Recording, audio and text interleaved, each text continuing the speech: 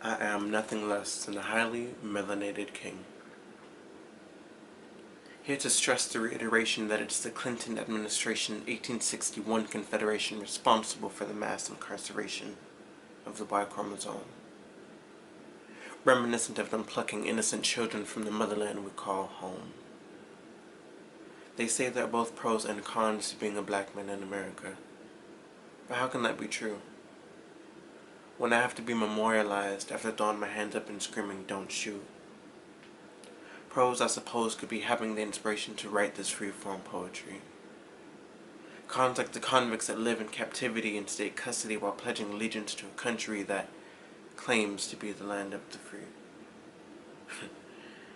But if that's the case, then why are they considered state property? And since we're talking about cases, let's not pretend that race is not the most common basis upon which these convictions stand. And yes, in this patriarchal society, I am a man, but that is consistently negated and relegated by the fact that first and foremost I am black, which means that I walk around with an axiomatic target strapped to my back. And although we continue to shine in the face of adversity like the blood diamonds we mine, the value of our melanin pales in comparison to the utter lack of regard for those innocent lives lost and their families forever scarred. It's the same ones screaming all lives matter that are suddenly silent when it's black blood splattered. Why is it that I have to petition and vote for the right to live, but when another brother dies I'm supposed to be slow to anger and quick to forgive? Declaration states life, liberty, and the pursuit of happiness, but we still stuck on life. Guess that's the story of America, where people take pride in their prejudice. To my kinfolk, it is imperative that we regain control of our own narrative.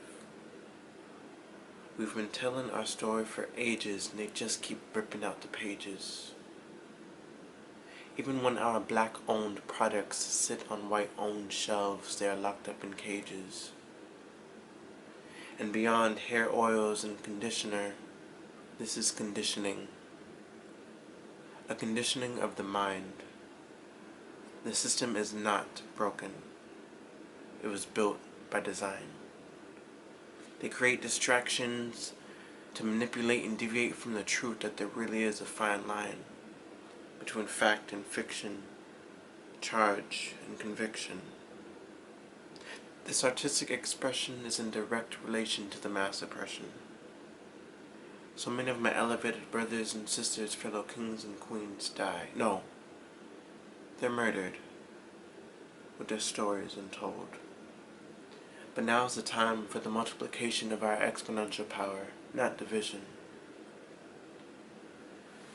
And to the oppressors, consider this our resignation to your submission.